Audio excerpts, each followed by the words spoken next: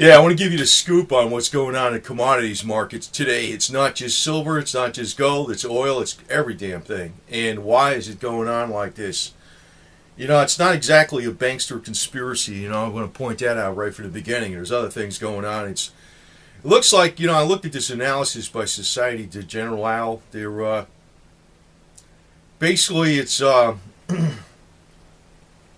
looks like the Chinese regulators are cracking down on wealth management funds and the shadow banking system in China. They call this the shadow banking system. Actually, like, there's a lot of companies, and especially during the real estate boom in China, they did not have the money to, go ahead with projects, and so they would go to a bank, and then the bank would say you're not qualified. So what happens is they'll get money from other entities that lend them the money, but those entities actually get that money from the bank because they're qualified.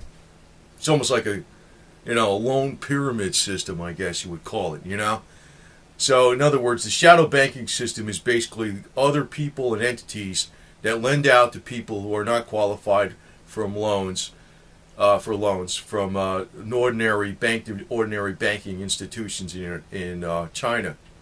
So the Chinese regulators are cracking down on it. So you know what happens? There's a decrease in liquidity, which usually means there's a lot less leverage that can be applied to the commodities, because it's across the board. It's not just silver, it's not just gold. Actually, silver's getting hit more than gold and platinum and palladium. Actually, I had a feeling about platinum and palladium getting dropped, and I did dump that, and I entered into silver a little too early, but I didn't go into it very hard, to tell you the truth. I kept most of my cash, to tell you the truth. That's what I did. I don't know if it could bounce up to 30 before it even goes down further, if it goes down further, or if it's going to bounce off to 26 something. I don't really know for sure, but what's going on right now is across the board in the commodities.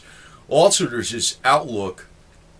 I'm gonna tell you something about where it might be a pretty safe investment that you can make, some good money off of actually traditional people too. Just, I'll tell you what it is in a minute. But it looks like all the commodities are down, and the corn, the agricultural commodity. You actually could buy that as corn. It's called CORN.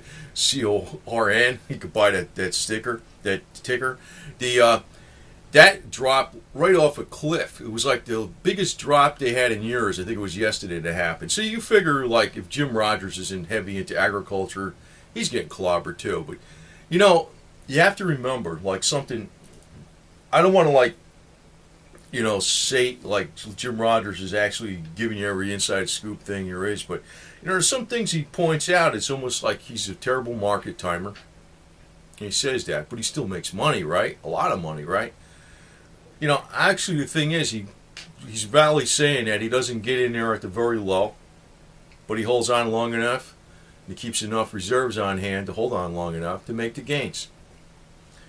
So, he's actually probably down now because agricultural commodities look like they're down too. And that's an area he's heavily invested in, and he's got some gold, and, Mark Farber's way down too, right? Because gold is down, but he's still buying.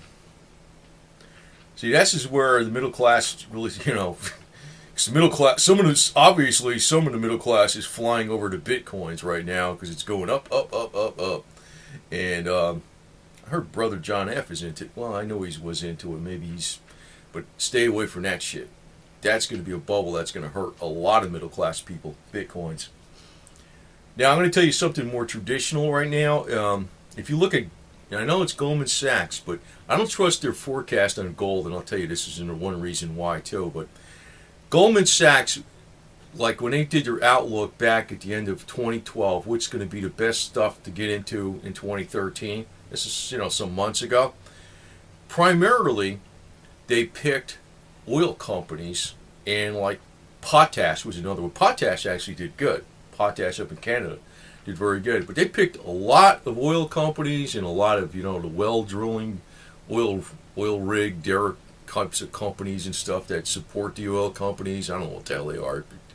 But, it's like, I think those are actually a pretty safe for a high risk area. And I'm sure VGENX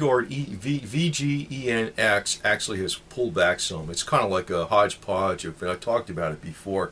It's like it's an index fund, but it's kind of like a safer way to get into a high risk area or a volatile area, which is the energy sector. You could do the same thing with the precious metals. Like you need $3,000 to invest in a fund, though. That's the other side of it. So, but I don't even have that fund. But I had it before. But if I was thinking, some people are asking me like, what's a pretty decent bet to make? That might be a pretty decent bet.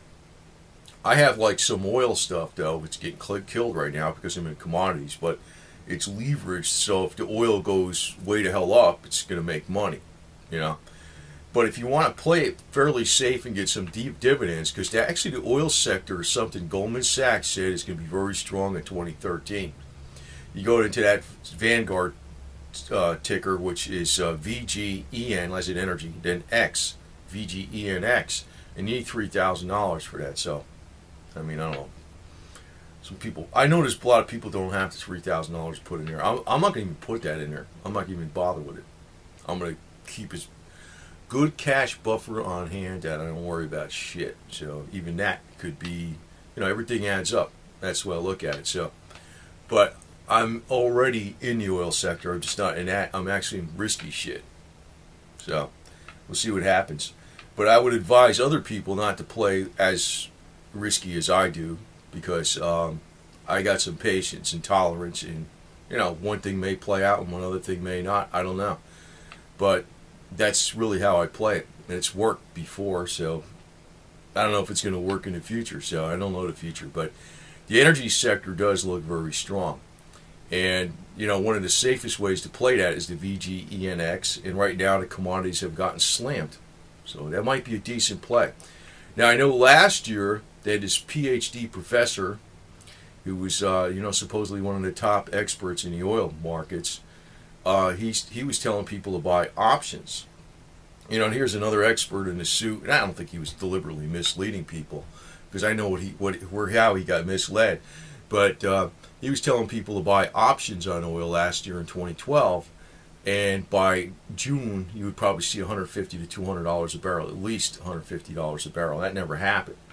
But you would have made 10 times on your money. But actually the people that did that play lost all their money because they played options. I wouldn't play that game. But the thing is, I know why he did that, because he was Netanyahu almost. He was very close. Netanyahu was so he's like a rabid dog sometimes, man. The guy's like, and the Mossad pulled him back, man. The Mossad in Israel actually held back Netanyahu, man. They were pulling on that leash, because Netanyahu was pretty much set to attack Iran. And if that happened, oil would have went flying, and that bet would have went super. But that could happen this year. So that's one other reason I'm saying is VGENX might be a safe play. You're not going to get 10 times on it, but because it's an index fund. Index funds aren't going to perform that good when things go up, but they also don't go dropping so fast when things go down, and they also pay dividends. You get some dividends off it, small amount, but that might be a good play. But I want to point out the reason all the commodities are down is probably because the Chinese, it's the wealth management funds. They're cracking down on the wealth management funds. Actually, with these wealth management funds, it's like the same kind of crap they used to have. Well, they probably still have with the mortgage-backed securities in the United States. Basically, they're supposed to be safe, and they give you more rate of return than what the banking system's giving you in China. So a lot of people are investing in them. But now they're saying you can't do this, you can't do this, you got to do accounting methods like this. So actually, they're getting deleveraged. And you combine that with what happened in the shadow banking system in China, it's like there's a lot of bad loans going on all over the place that they made. That's the shadow banking system was lending out a lot of money for construction, and then that speculative bubble broke, that deleveraged things, and that's what's going on right now throughout the commodity world. You know, it'd be nice to notice ahead of time. I don't know, like day to day, because there's other factors going on with that can affect gold and silver. There's tensions in Korea. Usually, anytime there's more threats of war, gold goes up. You know, I'm almost telling you know, this is the kind of crap that's on, say, Jim Rogers' mind too. He doesn't know anything for sure. You know, I mean, he could have his ass handed to him too. You never know, man. I mean, I think if he invested in Russia, he's going to have his ass handed to him. Otherwise, I think he's going to do super if he sticks with the agriculture, and I'm sure he is, even though it's down like crazy right now, along with all the other commodities. But you know, this is what's going on. There's a deleveraging in China. Actually, this is from Society Generale, and they're talking like gold going way below 1,500. That was one of their forecasts. But like I said, there's other factors out there. You know, investing in the markets are like a psychological and an emotional driven market. It's like, you know, the news right now is like, oh, this is going on, that's going on. But, you know, if there's more problems like in Cyprus, maybe more people are going to buy gold, you know. So that's why it's counteracting the effect of what's going on in Cyprus. There's a deleveraging in the Chinese banking sector with the shadow banking system having a lot of bad loans. And also there's a major crackdown by the Chinese regulators on the wealth management funds, which supposedly are safe and give you more return, but they're not so safe. You're like, you know, they mix, like I said yesterday, they mix garbage in with the good, and they package it like it's all good. It's all safe, you know. There's high risk stuff mixed in with stuff that's safe. And what they always do is they make a bet that not enough of things will go down that it'll affect the whole fund, the whole mix. So it's like they play the averages, you know.